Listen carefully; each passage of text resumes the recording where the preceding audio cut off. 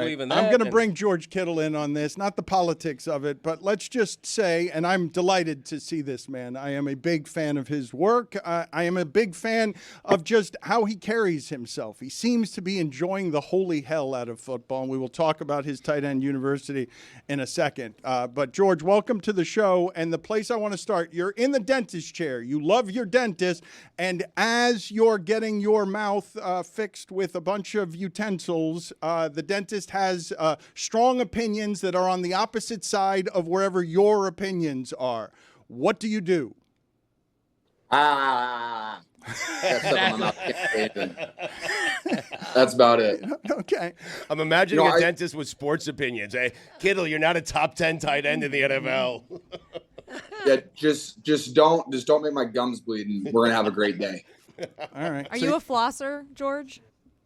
I got those little sticks with the little floss thing in it. It's just like that makes you a flosser. That makes you a flosser. That's what I use. I think that makes you a flosser. We had a debate about this last week. When you're using the little sticks and you don't have like the endless string of floss and you pick something out of your teeth, do you run it under the sink? What do you do with like the little piece of crap that just came out of your tooth crack?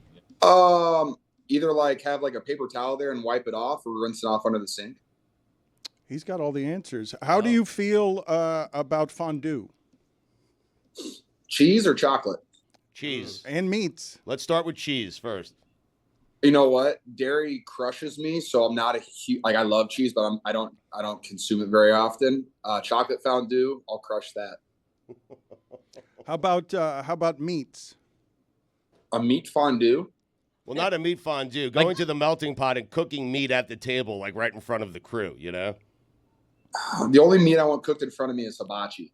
That's all I need. This guy gets it. Yeah. Okay. Meat fondue. We may be onto a business idea here. Well, the melting pot, isn't the melting pot isn't that fondue? Isn't all of it fondue? Well, there's cheese fondue, there's chocolate fondue, there is no meat fondue. No, but I thought Get the meat coming out of the fountain is what I thought all of it was fondue. I thought melting pot, I thought all the food was fondue. I've got that wrong? Yes. Okay. Fondue means melted. Okay. So. My bad. How about the clothes after you've had the melting pot? Is the melting pot still in play? Like you've got. Oh, it's still in play. Very much in play. You've got to set fire to your clothes, right? You can't do anything with the clothes once it smells that bad after fondue. Correct? Are you asking me? I'm not entirely sure. I'm not much of a fondue guy. It's more of I just hope like McCaffrey has a chocolate fondue at his wedding. That's kind of what I'm thinking. That's well done. That is well done. How about when you go to hibachi? You go yum yum sauce, and if so, how many yum yums? How many? What's the limit? As many as you want, George. You're the limit. Yeah. Your imagination is the limit. Bump those numbers up, baby. How much are you looking forward to Christian's wedding, and what would you describe as the best wedding you've been to? Ooh. I'm not going to say mine, even though it was my favorite, but I'm really looking forward to Christian's wedding. It's going to be great. I've never been to Rhode Island. And I was actually thinking the other day, I was like, how many people do I actually know from Rhode Island? And I said, none. And then how many people? And then I was thinking about like the Northeast. I was like, do I know anyone from Delaware? And I know like 2 people from Delaware, maybe. That's just because I work out with them. I was like, what an interesting Northeast place up there, all those little states. Yeah. So I was thinking about that. Besides that, one of my favorite weddings I've been to, oh, goodness. I always enjoy a nice Iowa wedding. When all my teammates get married from college, they all go back to Iowa. So it gives me a reason to go, back there and see my home state. So I like those because it's a lot of beverages, a lot of really good food, some sweet corn, and incredible dancing. And then every Iowa football player's wedding I've been to, usually every guy's shirt is off halfway through the night. That tracks. Are you a fan of a DJ or of a wedding band? That's a great question. I think it depends on the vibe. Live music is fantastic, but if you want to you go up there and, put a nice DJ playlist on, I won't argue with that either. But live music is always a great time. How many people have you met from the Dakotas? The Dakotas? A handful being from Iowa. But, I've never really met, when someone says I'm from North Dakota, I'm like, wow, it's really cold up there. Yeah. How are you? Yes. Are you okay? It's remote. What are the details from your wedding you're willing to share, the details that you liked best about your wedding? My favorite thing about my wedding was we only had our bridesmaids and groomsmen plus their plus one. So it was like a 35-person wedding. and it was on my property in Nashville. And it was just an absolute party of a time. It was just an excuse to hang out with all of my best friends. So that was my favorite part about my wedding. Does George Kittle tear it up on the dance floor at a wedding? I live on the dance floor, yes, with a drink in my hand or two. Of course you do. Put it on the poll. Are you surprised at all that George Kittle lives on the dance floor two-fisted? Two-fisted on the beers. Do you regard, I'm curious because it's a time in your species of tight end. It's fascinating to watch the game change the way that it has. I don't know that Travis Kelce is any better than you are because I'm amazed by what it is that you do in that offense. Do you think do you look at anyone and say that person plays tight end better than I do? Ooh, that's a great question. I think being a tight end and like when you watch all the film and stuff like that, you see around the league from Travis to what Gronk used to do, Jason Witten, Mark Andrews, Laporta, Hawkinson. Like it's hard to compare tight ends because all of our offenses are so different. And what we're asked to do is so different. Like, I don't know, like if you took if you put me in the Ravens offense, put Mark Andrews in my offense, I don't know if, we would be the exact same players. I think we're built for the offenses that we're in. And so it's really hard to compete or like to compare the level of play that tight ends are at right now. Cause like the things that Travis does, you couldn't just put any tight end into the Chiefs offense and they'd have 7 1,000-yard seasons in a row. I think Travis has got such a great connection with Patrick and the freedom that he has in his routes that, he's earned through his decision-making and route running abilities.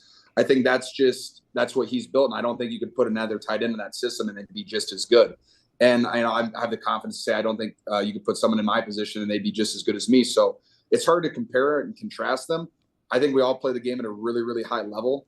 And I think appreciating the level of play that the tight end position is at is the best thing that we should do. George, I'm appointing you president and official spokesman for NATE, the National Association of Tight Ends. I have to ask you in all honesty, y'all are a little bit tired of Travis Kelce, right? Just all the publicity, all Great. the Now attention. that's a great question. I mean, all the That's a great celebrity, question. Travis Come this, on. Travis that. Come on. That's enough. Speak to me.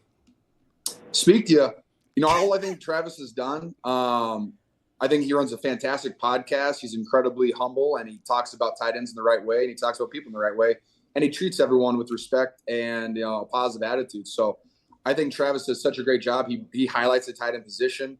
I think there's more spotlights on him because he's dating one of the most famous people in the world. And I think there's all those media headlines that just take photos of him when he's out in the ocean and stuff like that. So you just see Travis a bunch. But I don't think that bothers or rubs any of the tight ends the wrong way. You'd be It good. just You'd be good in those pictures, getting out of the water at the beach with the hair and stuff. You'd be better at those pictures. He's married. I will say You can't get out of the beach when you're married.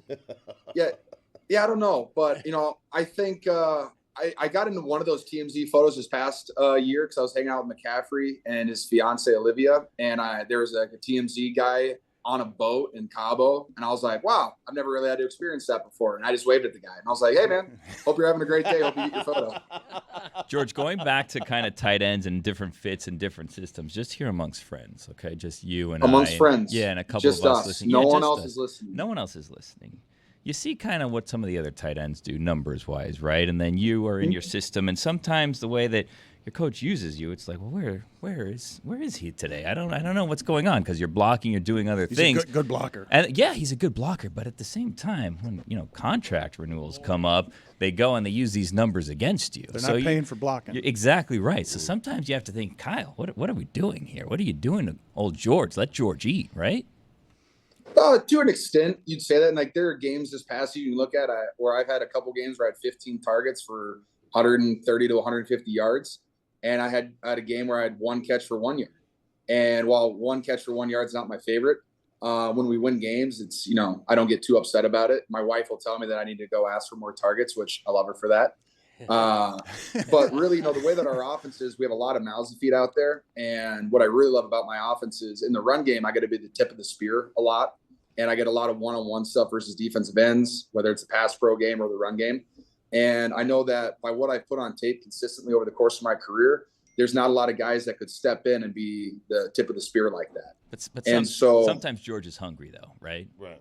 Oh yeah, no, I love the ball. Like, trust me, I don't always like getting one target and one catch, but whenever you can get in that, 4 to 6 target range, I'm very happy with it. But like, I'm also, I'm not going to complain about Christian McCaffrey, Debo, and Ayuk getting the ball. Like, those are, fantastic playmakers, and I'm just going to do everything I can to help them out. And, really, yeah, you talk about the contract stuff. Yeah, you don't look at the run blocking as like a statistic, but you can look at what you can look at is, hey, when George's on the front side of the run game, the run play average is 7.8 yards a carry. And when he's not in, it's 3.2 yards a carry. And that is something that you can measure.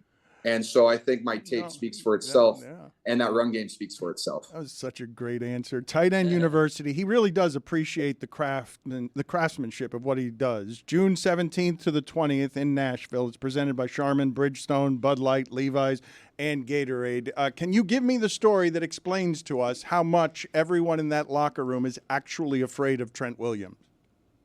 Oh, my goodness. Trent Williams. I like how you went straight from tight end U to terrified of Trent Williams. Totally understand it. That is a big dude, and he's also very good at everything that he does. He's an intimidating specimen. I will say that. But he's also one of the nicest dudes ever. And if you get him in the sauna, you're in there, you're sweating one out, and he just likes to talk about all the random stuff that, he likes to do with his time, it's pretty interesting. And I think Trent is just someone who's done it at the highest of high levels for so long.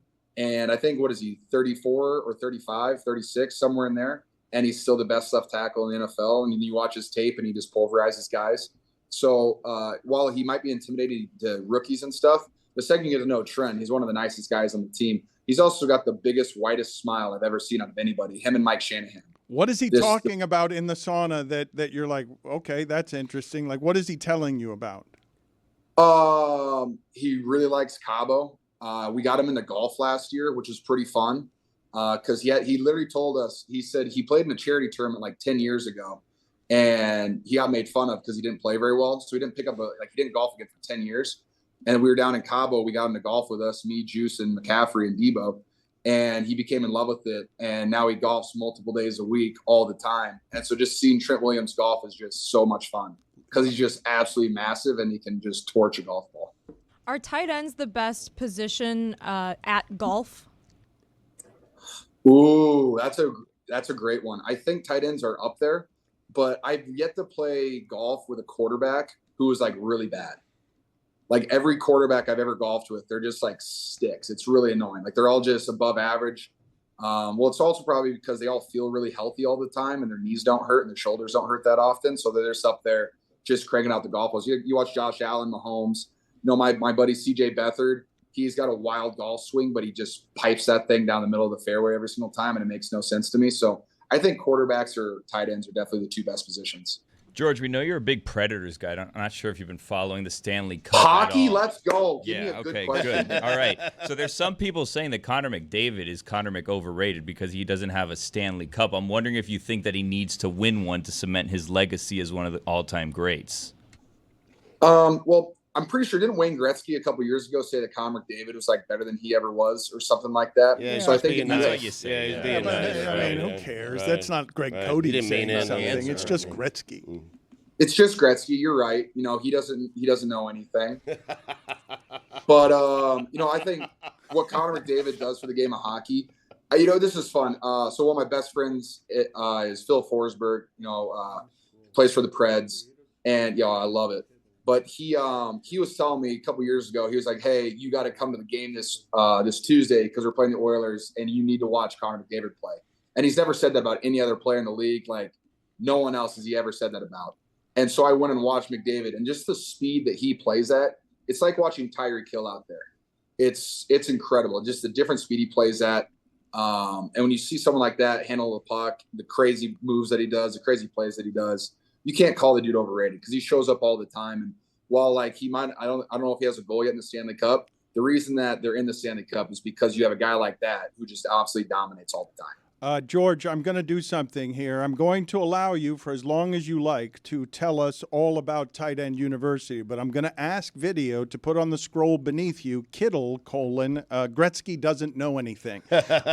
He said it, and I'd like to aggregate it, and I'd like to send it to the mass media in a moment of gotcha unfairness. So Gretzky doesn't know anything, according to George Can you Kittle. put my face that I made on after it too? I'm just like, No, we won't do that. Yes, yes. You Yeah, want no, us to be yeah, fair? We I will mean- remove all context and go ahead though. Tell us what it is that you're doing, because you do this every year. It's very popular, and you have support of this club of guys who care deeply about what they do for a living. And given that all of your bodies hurt and how much you sacrifice, I'd like you to talk about sort of the craftsmanship of making the position something that is more valued than it's ever been in the sport. way to set me up for failure. I really, really appreciate that. Thank you so much, hockey fans. But I'm really excited about Tight End U. It's such a cool thing. We get to bring in anywhere from like 60 to 80 tight ends, NFL guys all across the league, guys from every single team. And you got guys that are rookies, and you got guys that are 10-year vets. You have guys who are all pros, and you got 10-year guys who just have grinded through multiple teams but are still in the league. And what we get to do is we're bringing everybody together. You're building a brotherhood. So now you have young guys that get to know, hey, you don't have a rookie or a second-year guy who's intimidated by Travis Kelce, George Kittle, TJ Hawkinson, Mark Andrews, and they get to go up and they get to, talk to them after a football game and like actually know them. And so it's just a kind of a fun experience to get to know everybody. But really what the best part is we sit down in these meeting rooms and you get to talk about the tight end position because of all the things that you get to do. And this year I'm going to be talking pass pro because I get kind of annoyed with all the defensive guys who say, hey, a defensive end, if you have a one-on-one versus a tight end, it's a 100% win rate. I disagree with that. I think you can check my tape and tape around the league, but that's not how it goes. And so I want to get guys more comfortable, more confident in their ability to pass pro. And then you're going to have Travis talk about coverages, how to beat coverages, how to read certain coverages versus certain routes, and like how to sit down versus what he's thinking in his process. So the next time you watch Travis Kelce's film, you'll be like, oh, this is probably what he was thinking because he talked about that a couple months ago. Greg Olsen will talk releases. Dallas Clark's going to get up there and just talk about the passion of playing the game, which is pretty fun. Dallas Clark loves the game of football. But it's really just I'm trying to give guys the confidence in both themselves and their ability on the football field, but also just in the tight end community and how you can, fall back on guys if you have a question about something tight end related. And so I think the tight end position is continually growing and guys are getting better at everything. And so you're just going to continually see great tight ends that do it all. Will you teach the tight ends at Tight End University to not make the mistake Brock Bowers made where he had on that outfit when he was standing next to Gronk at the combine that everyone was clowning? Oh, man. I think he looks great there, man. Just got to close the feet off a little bit, get straight toes there. It's better for your hips. But that's a fantastic This is a great photo. lesson at Tight End University. I think he looks great. I don't. would lose the shirt and maybe put on a chubby shirt, maybe something like that. But I think he looks very handsome. God, Gronk is just a large individual, isn't he? Yes, he's big. Yeah. Jeez Louise. That's a great observation by you. It's expertise, very uncommon. Yes, the Patriots won championships by training a polar bear how to catch footballs. Yes, that's correct. It's huge. George, I've been meaning to ask you this. I am wondering, I know you love all things Iowa. You went to Iowa. You have Tight End University. I get it. But do you sit around like the rest of us and watch that offense? And do you say to yourself, man, that's boring? The football offense, always punting at Iowa. You know what? Yeah. That's Big Ten football, baby. Oh, come on. We're going to be gritty. You're and we're gonna punt the disgusting. ball You 10 times a disgust me. game. Kittle, you disgust me. You're foul. gonna You're foul. You cannot It's gonna endorse be that 10 publicly. punts. No, you're Oh, Kittle. my God. You're gross. Hey, look, You're I'm gross. not saying it's pretty. I'm not saying it's beautiful. You're dirty. We need to throw we need to get out there. We need to be comfortable throwing some You're routes out there. foul. But- you can't defend this but- publicly, Kittle. No, you can't. All I know is that what was our average points per game last year? Like 16, maybe. If The that. under came in 16. every time. It 6, wasn't. I It's think. like It was like 7 6 points. points, Something yeah. ridiculous. You know what? I think I was just doing that so you can just make money every single week by betting the under. They're Yes. doing it for you guys. Okay, That's one way. quite an That's accusation. it. All right, Thank you. but Thank them. put it on the poll, please. Is the Iowa offense a .org? Thank you, George. We appreciate the time. Thank you, and good luck with everything you're doing. A fan of your work, sir. I really appreciate it. You guys are a riot. Have a great day.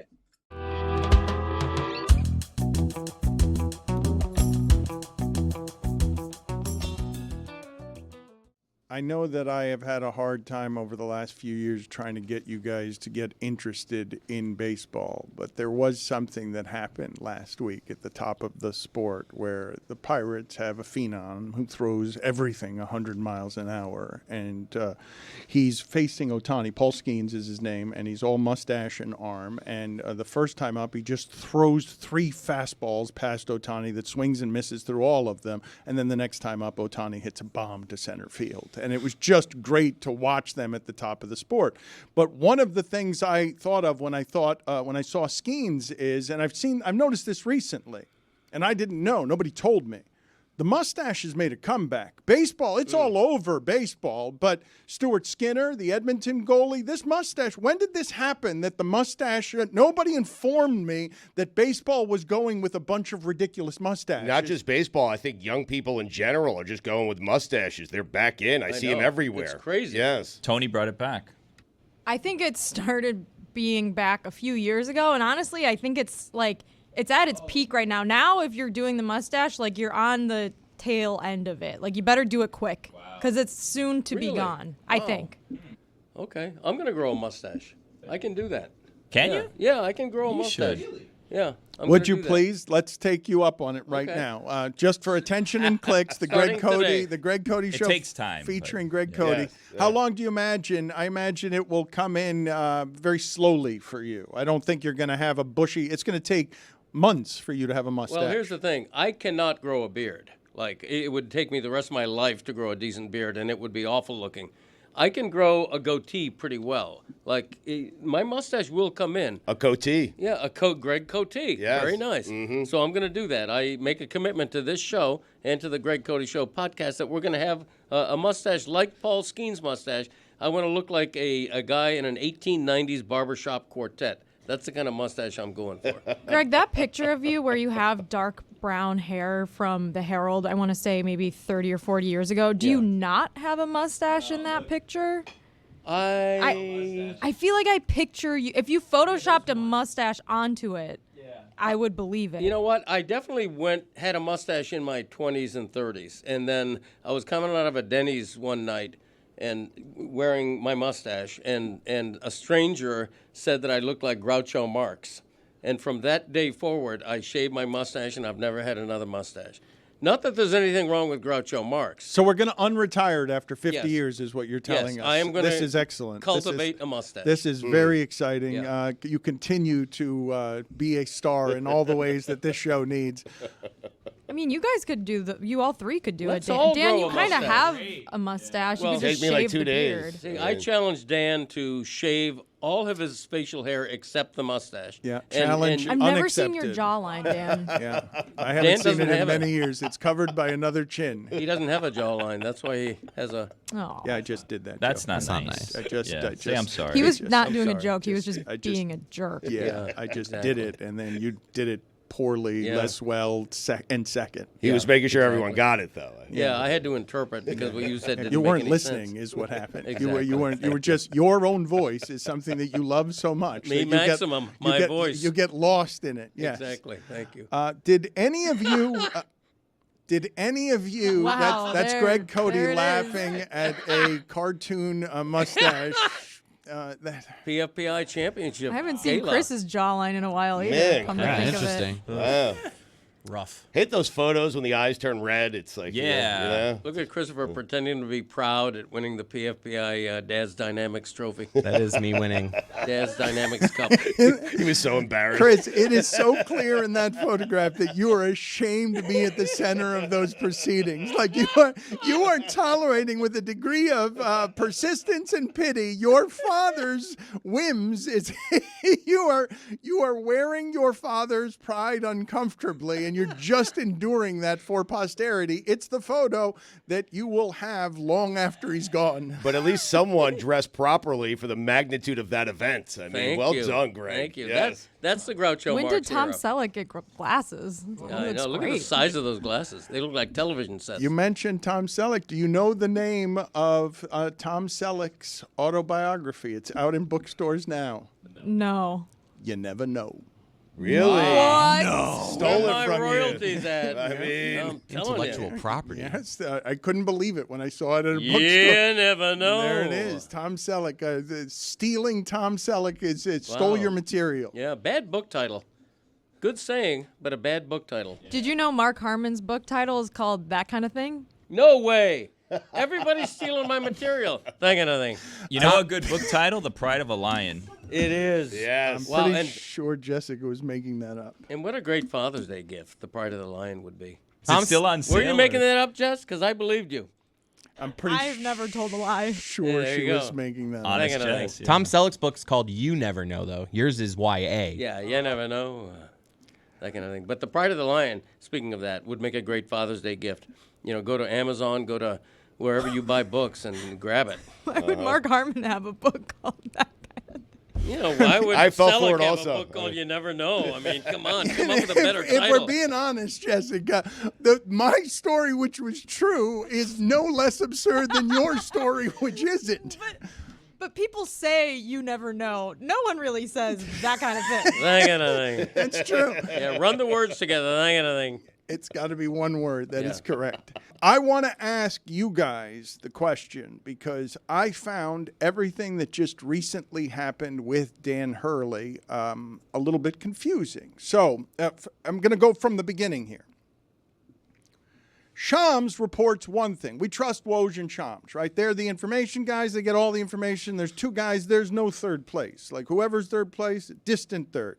These are the two information guys we trust. But every once in a while, their information is not the same, and it's weird, and it's never held against either one of them because we know how credible both of them are.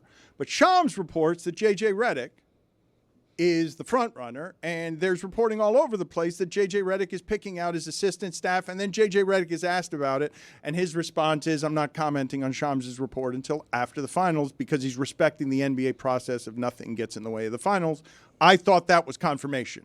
J.J. Redick is going to be the Lakers coach when he wouldn't comment, didn't deny it, didn't say anything. Then out of nowhere, Dan Hurley appears. I don't know how many people know that Woj wrote a book with Hurley's father. This is a legendary basketball family. Woj is instrumental in the way the Hurley story has been told to America for a long time. This is a dad who coached at St. Anthony's for 51 years, a high school coaching legend, and both his kids coach as well. By the way, it was called Me Maximum, the title of that book. Oh. I'm sure. Dan Hurley goes, this was a surprise to me. I don't know if it was to the rest of you, but to suddenly hear a report that Dan Hurley, from Woj now, Dan Hurley is the front runner for the Lakers job, even though everyone kind of knows that the Hurleys are about regional basketball greatness. They're about that area of the country and what they represent to that area of the country. And Dan Hurley's wife doesn't want to leave, and everyone's assumed he's going to stay there. But the thing that I found interesting is the Lakers search around for whatever it is that comes with maybe LeBron, maybe not LeBron. But this is top 5 franchise anywhere in American sports, this Laker franchise. They don't get turned down on stuff. They go through a lot of coaches, though, I'll tell you that. I mean, at least recently. They do, Yes. but the thing that I will tell you again that's not so easy to do, Stugotz, is an Atlanta comes in and flames out, or Sacramento comes in and flames out. How hard it is over different regimes to stay at the top of where the Lakers have been. Always matter, always matter, always matter, because they've got not just the coach, they've always got the star. But they have to prepare for something now after the star. And I was of the impression from the initial reporting, LeBron's going to choose his coach. He's going to try and get his son there. He's going to be running the Laker franchise because, as Udonis Haslam says, all of this is posturing. He'll never leave L.A. I don't know if you guys saw the live stream of Kevin Hart talking to LeBron James with Drewski. This was last night. One of the things that happened is LeBron was yelling at Kevin Hart, hey, people aren't hearing me say the N-word, right? They didn't hear that, right? And Kevin Hart says, no, I would never do that to you. And the only reason I know it is because it was just done to him. LeBron is deeply California, L.A. now. They are trying to conquer what's left of Hollywood, and Hollywood is in shambles, okay? What's left of Hollywood, because these CEOs don't actually know what they're doing in the modern age with the streaming. They're pretending, but they don't actually know. They are crucifying the entertainment industry. It is brutal. But LeBron's in it. the way Peyton's in it, and he's running all of these meetings where, I want to meet LeBron, I'm 35, I'm a CAA middle manager, I can make deals in this town. And what they're building in Los Angeles is for after basketball, but he's still hugely valuable right now. More valuable to that franchise than it is to him, somehow. When they go after Dan Hurley, my first thought was, does that ever work? Does the college coach doing that ever work? The popular college coach, you really think somebody's got a strategy in college that's going to come into the pros and Popovich isn't going to know what to do against it with Wembanyama? It's going to be, oh no, Dan Hurley's system. It's going to kill like it did in college. Does it ever work? Larry Brown. That's your example. Yeah. Go ahead. Give me a second one. I don't have one. Yeah, it's going to be hard. Because Larry Brown is the example, and he coached everywhere, 50 different teams. But I understand why Dan Hurley's popular. I just don't get the idea that he would come to the pros and be better than everybody else. But then what I didn't get also is you're going to offer him less than Monty Williams?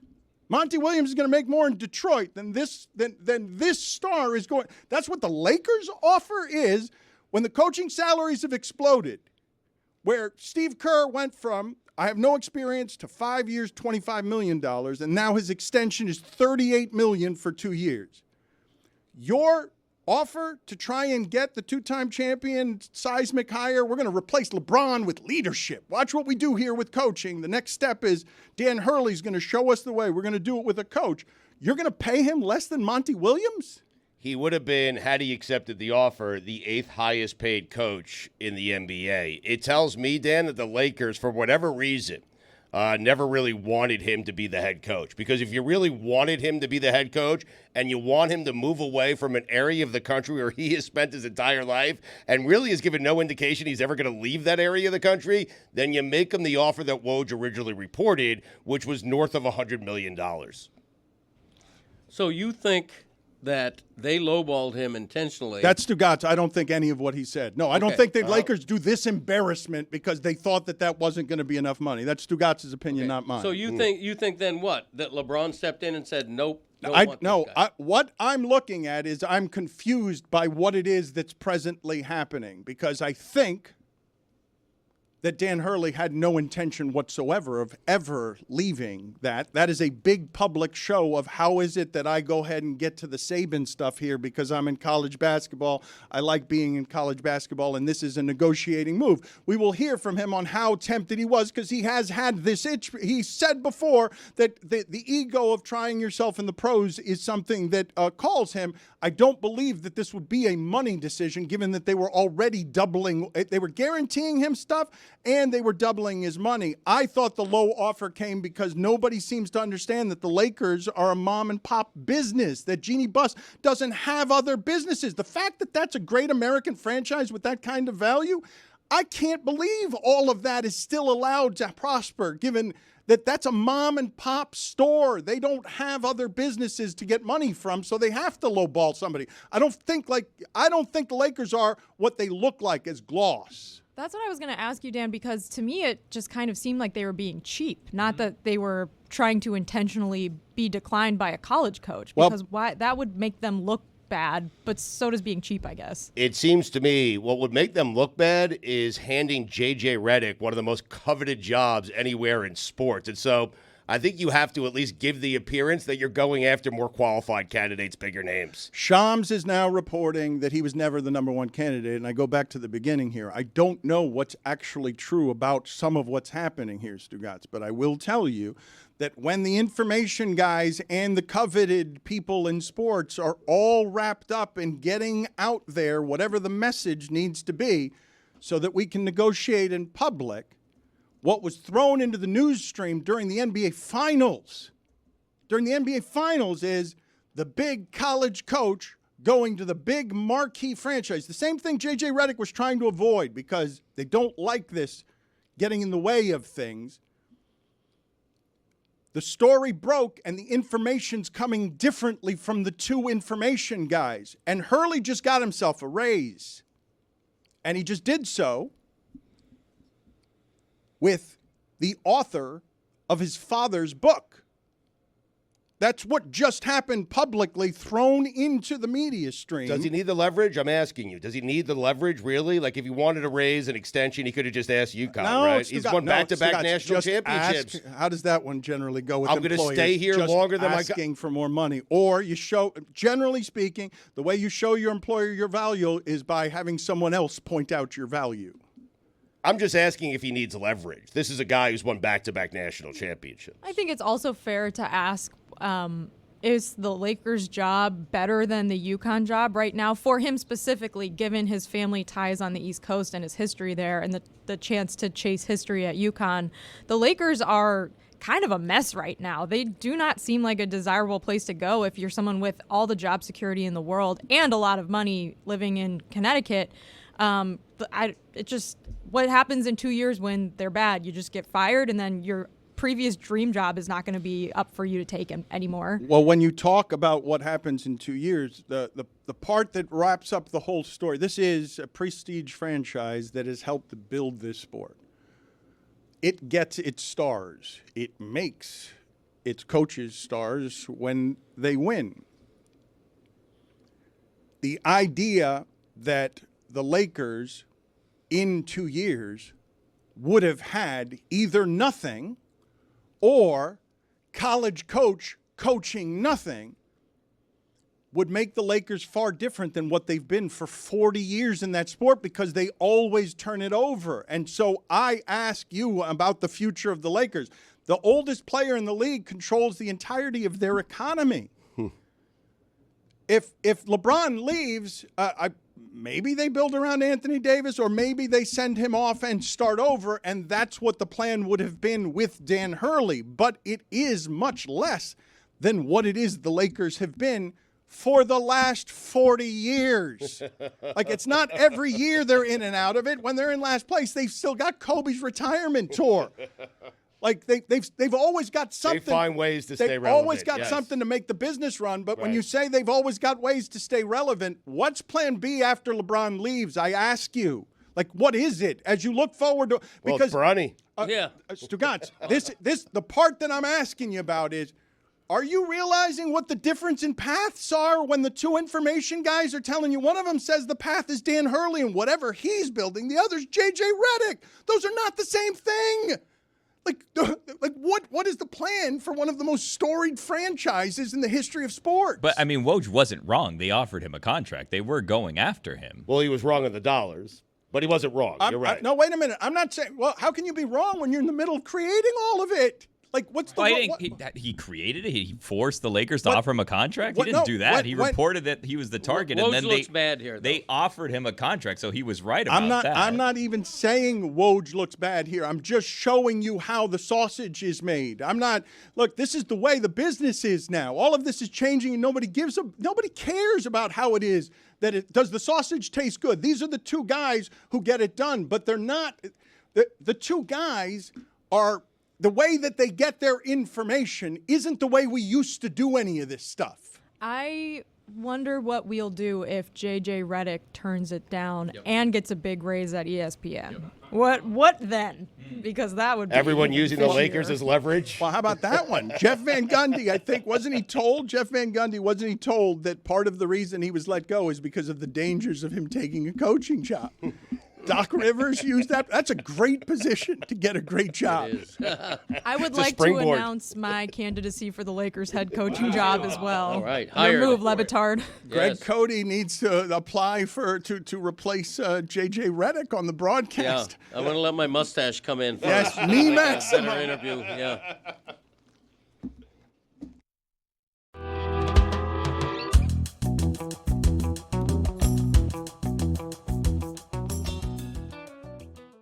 Time now for Stugotz's weekend observations. What happens? It is time for Stugotz to share his game notes. No one in the media will tell you what happened better than my boy Stu. Weekend observations brought to you by Miller Lite. Great taste, just 96 calories, available for delivery. Dan, it's my second favorite week on the sports calendar. Pinehurst number 2, God's Country, extra thick fairways, huge natural sand areas, greens that run a 10 on the stimp meter. The ghost of Payne Stewart's dramatic win in 1999. Another major champion will be crowned. And Dan, make no mistake about it, just like that, U.S. Open week is back. Stugotz, I'm Big. sorry. I was distracted during that because Stimp meter? No, I just noticed that behind Billy, they've put on the televisions the Clevelander window. Whoa. And so I just went flying into the past back there visually because that's not a window. I miss it.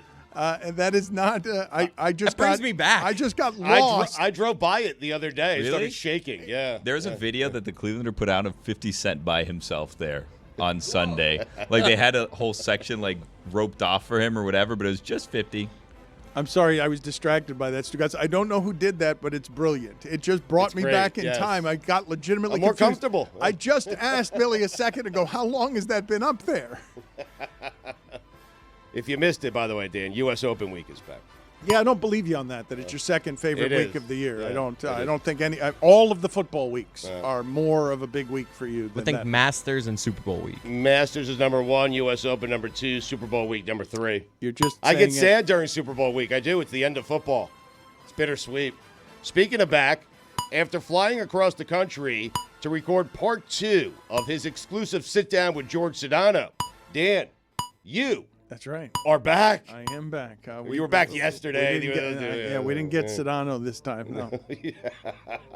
What happened? Ted Danson instead. Really? Sam? How about that? That's right. Name another character.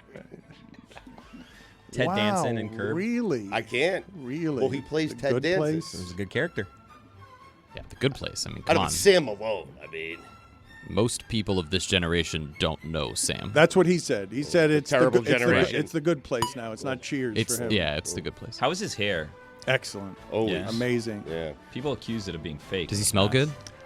He does. I bet he smells good. Yeah. He also could have been the dad in Poltergeist, but the aforementioned Tom Selleck, he was fighting him in Magnum P.I., and then they noticed, Spielberg noticed he had a bald spot, and he just didn't make him the dad in Poltergeist. Really? Spoiler alert. Wow. Yeah. Don't give it all away. It was 90 minutes.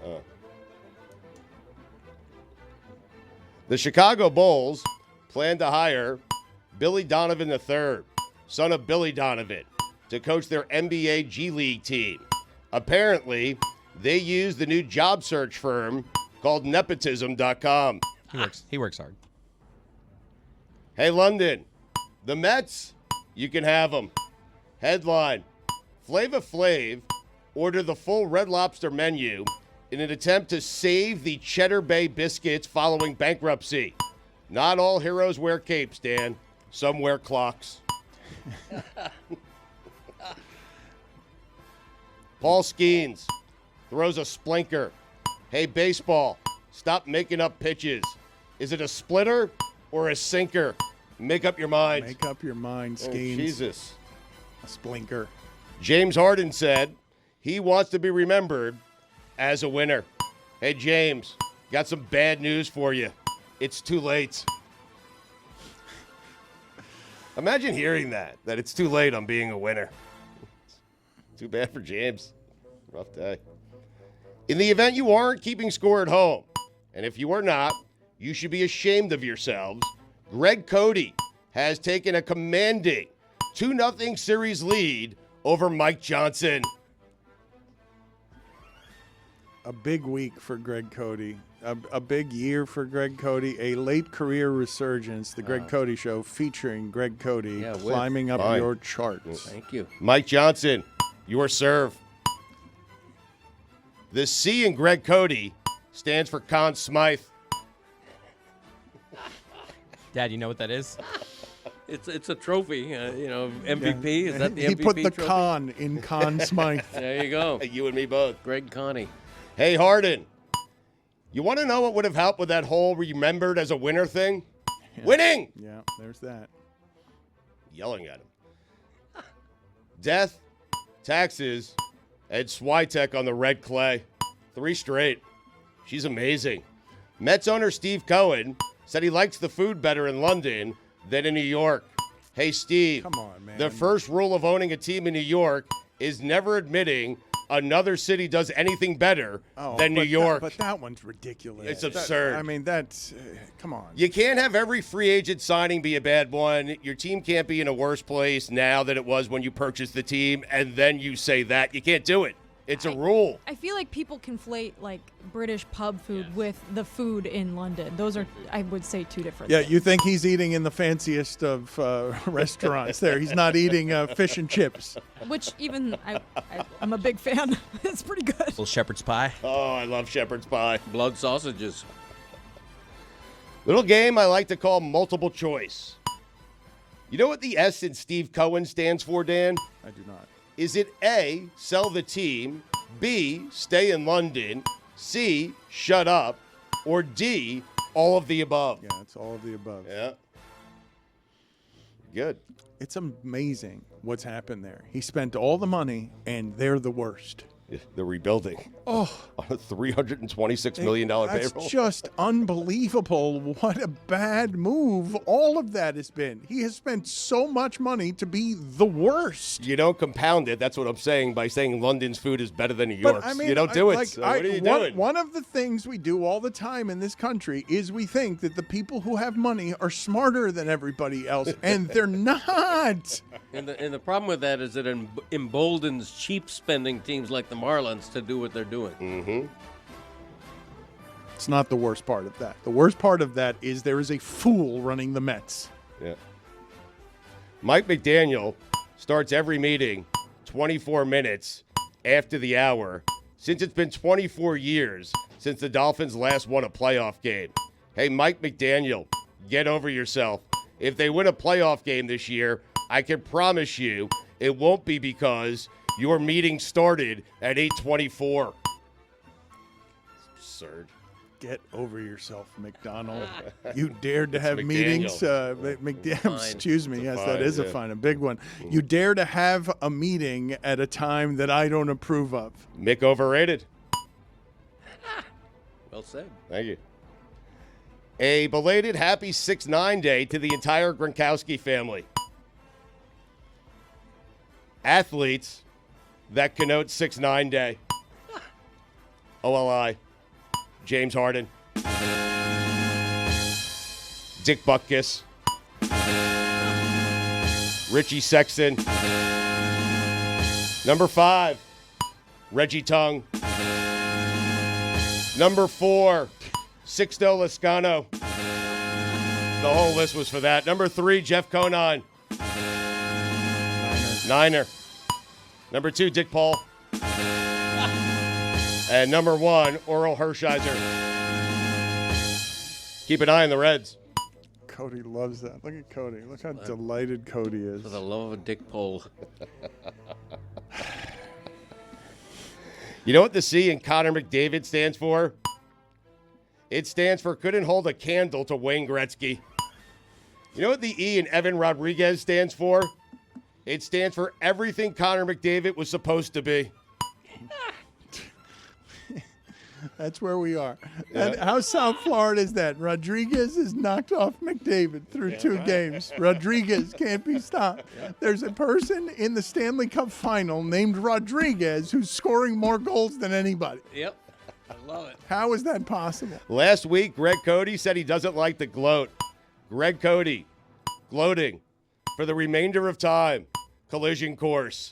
The G in Greg Cody stands for gloat. Using metal bats never seemed fair to me. I am scared for the I first mean, baseman, the pitcher, and the I third agree. baseman every time someone swings in college baseball. Everyone in college baseball is batting .345. Because of those bats. I hate the sound, too. It's awful.